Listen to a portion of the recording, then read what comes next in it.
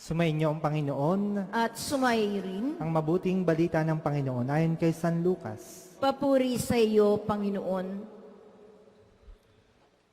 Noong panahong iyon, samantalang pinag-uusapan ng mga alagad kung paanong nakilala si Jesus sa paghahati-hati ng tinapay, si Jesus ay tumayo sa gitna nila. Sumainyo ang kapayapaan, sabi niya sa kanila. Ngunit nagulat sila at natakot sapagkat akala nila'y multo ang nasa harapan nila. Kahit sinabi ni Jesus sa kanila, "Ando't kayo nagugulumihanan? Bakit nag-aalinlangan pa kayo? Tingnan ninyo ang aking mga kamay at paa. Ako nga ito. Kipuin ninyo ako at pagmasdan. Ang multo'y walang laman at buto. Ngunit ako'y mayroon tulad ng nakikita ninyo." At pagkasabi nito, ipinakita niya sa kanila ang kanyang mga kamay at mga paa. Nang hindi pa rin sila makapaniwala dahil sa kanilang malaking galak at pagkamangha, tinanong sila ni Jesus, "May makakain ba riyan?" Say binigyan nila ng kaputol na isdang inihaw. Kinuha niya ito at kinain sa harapan nila. Pagkatapos, sinabi sa mga alagad, "Ito ang tinutukoy ko nang sabihin ko sa inyo nung kasakasama pa ninyo ako. Dapat matupad ang lahat ng nasusulat tungkol sa akin sa kautusan ni Moises, sa mga aklat ng mga propeta at sa mga aklat ng mga awit." At binuksan niya ang kanilang mga pag-iisip upang maunawaan nila ang mga kasulatan. Sinabi niya sa kanila, "Ganito ang nasusulat, kinakailangang magbata ng hirap at mamatay ang Mesiyas at muling mabuhay sa ikatlong araw. Sa kanyang pangalan, ang pagsisisi at kapatawaran ng mga kasalanan ay dapat ipangaral sa lahat ng bansa magmula sa Jerusalem. Kayo ang mga saksi sa mga bagay na ito."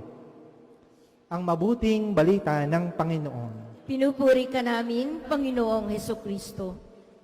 Ang Diyos ay papurihan, siya'y ating palakpakan. Tayo po ngayon ay nasa ikatlong linggo na sa panahon ng muling pagkabuhay. At narinig po natin sa mabuting balita ang muling pagpapakita ni Jesus sa kanyang mga alagad. Ilang beses na pong nagpapakita si Jesus. Pero ang mga alagad ay natatakot pa rin at manghang-mangha dahil nakikita nila si Jesus na muling nabuhay. Gusto nilang makakita ng palatandaan na si Jesus nga ito. Kahit anong ginawa ni Jesus, ipinakita niya ang kanyang mga kamay at kanyang mga paa. Sa pagpapakita ng kanyang mga kamay at paa, ipinapakita ni Jesus ang kanyang mga sugat. Jesus is showing his hands and his wounds in his hands and his feet to his disciples. Ipinapakita ang mga sugat. Ang pagtatagpong ito ni Jesus at ng mga alagad ay pagtatagpo ng mga sugatang tao. Si Jesus, sugatan sa kanyang katawan dahil sa kanyang pagkapako at pagkamatay sa krus. Samantalang ang mga alagad, sugatan sa kanilang mga kalooban. Sugat na mula sa kanilang pagtataksil. Sugat na mula sa kanilang pagkatakot. Sugat na mula sa kanilang pagkaiwan sa kanilang guro. Sugat dahil sa kanilang kaduwagan at pagtakbo mula sa kanilang Panginoon. Sugatan ang mga tao sa mabuting balita. Si Jesus at ang mga alagad. Unang aral na ipinapakita po sa atin ng mabuting balita, we have our own wounds. All of us have their own wounds. Sa iba nga lamang, kitang-kita, sapagkat nasa katawan, pisikal na sugat. Yung iba, obvious na obvious, sapagkat ang mga ito ay daing ng daing sa kanilang buhay. Kitang-kita mo naman, sugatan sa kanilang pamilya, naghiwalay ang mag-asawa. Sugatan dahil malayo ang magulang. Sugatan sapagkat nag-iisa sa buhay. Kitang-kita mo ang pighati na kanilang nararamdaman dahil sa kanilang mga sugat. Pero ang mas marami sa mga tao, magaling magtago ng kanilang mga sugat. Kahit ang laki-laki na ng sugat na itatago sa likod ng mga ngiti. Kahit alam mong hirap na, kinakaya pa din. Hindi nagrereklamo, hindi dumadaing. Sapagkat alam nila ang sugat na kanilang nararamdaman dahil sa kanilang pagmamahal sa mga taong mahalaga sa kanila. Some wounds are because of sins and foolishness, but some wounds are because of love. May mga taong nasusugatan sapagkat paula-ulaga sa buhay. Alam nang mapapahamak, sugod pa rin. May mga taong nasusugatan sa buhay sapagkat ang tigas-tigas ng ulo, sinabihan ng mali, ginagawa pa rin.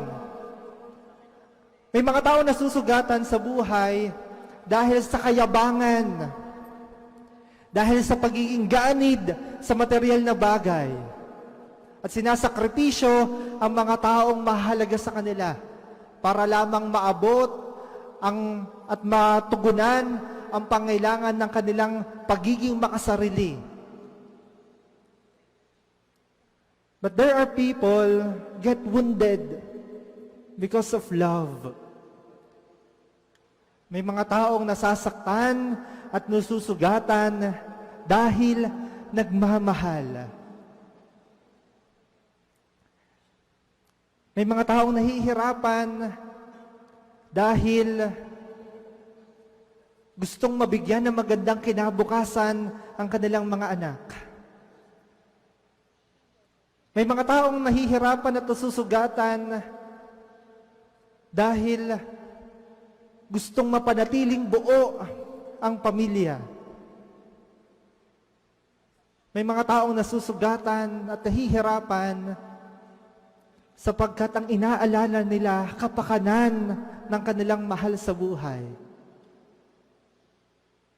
But the good news is, whatever kind of wound you have, it can be healed. Kahit anong sugat ang meron ka, pwede yang mapagaling. Kung ang sugat mo ay dala ng iyong kasalanan, dahil ng iyong pagiging mapagmataas, mapapagaling yan ng gamot ng kapakumbabaan. Kapag yan ay, ang sugat mo ay dahil sa iyong pagiging makasarili, magagamot yan ng pagiging mapagbigay. Kapag ang sugat mo ay dahil sa kalaswaan, magagamot yan ng kalinisan. Kung ang sugat mo ay dahil sa iyong pagkaganid sa material na bagay, magagamot yan ng pagmamalasakit sa kapwa. Anumang sugat na meron ka, may gamot dyan. Basta, wag mahihiyang magtanong. Wag mahihiyang magpakumbaba. Wag mahihiyang humingi ng tulong sa iba. Wag mahihiyang lumapit sa mga taong alam mong may malasakit sa iyo. Kasi kung nalulungkot ka man, kung namimighati ka man, kung mabigat man ang iyong pinagdadaanan ngayon, anumang sugat ng iyong kalooban, huwag mong kakalimutan na merong karamay ka. At nandiyan ang Diyos na handang tumulong at umagapay sa iyo. Pero ang sugat mo ay dahil sa pag-ibig at pagmamahal, walang ibang gamot diyan, kundi patuloy kang umibig. Kung ang sugat mo ay dahil sa pagbibigay, kaya ka nasasaktan, walang ibang gamot dyan, kundi patuloy kang magbigay. Sabi ng isang santo, give until it hurts. And when it hurts, give until it hurts no more. Love until it hurts. And when it hurts, love until it hurts no more. Walang ibang gamot sa sugat ng pag-ibig at pagbibigay, kundi pag-ibig at pagbibigay din. Kailanman hindi maging mali ang magmahal.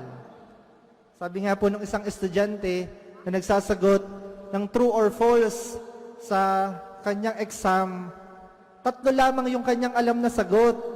Number 1, number 5, at number 8. Nilagay niya yung tama. At dun sa iba, hindi niya na alam ang sagot. Kaya ang sinulat niya ay magmahal. Nung chinecheck na ng kanyang teacher, 3 na ang kanyang tama. At nung tinitingnan yung ibang sagot, tinanong yung kanyang estudyante, Juan, bakit magmahal ang sagot mo dito sa ibang numero? Ma'am, kailan po ba naging mali ang magmahal? When you love, it will never be wrong. Minsan nagiging mali lamang ang pag-ibig at pagmamahal kapag maling tao ang iyong minamahal. Nagiging mali lamang ang pagmamahal kapag ang pagmamahal mo nagiging makasarili na para lamang sa iyo. But as long as your love is true, as long as your love is pure, it will never get wrong. It will never be wrong. At kung masugatan ka man sa iyong pag-ibig, magmahal ka pa rin.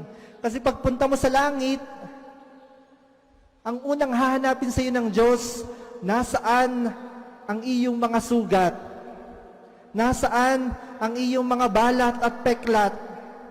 Kapag wala kang maipakita, baka hindi ka makatuloy sa langit. Sapagkat kapag wala kang sugat o wala kang peklat, baka sa mundo, hindi ka natutong magmahal. At mga taong marunong lamang magmahal ang makakapasok sa langit. Ang mga taong may baong bagong sugat sa kanilang puso, ang tanging makakapasok sa langit. Ang mga taong merong peklat at balat sa puso, sila lamang ang patutuloyin sa langit. So never get ashamed of your wounds. Never be ashamed of your bruises.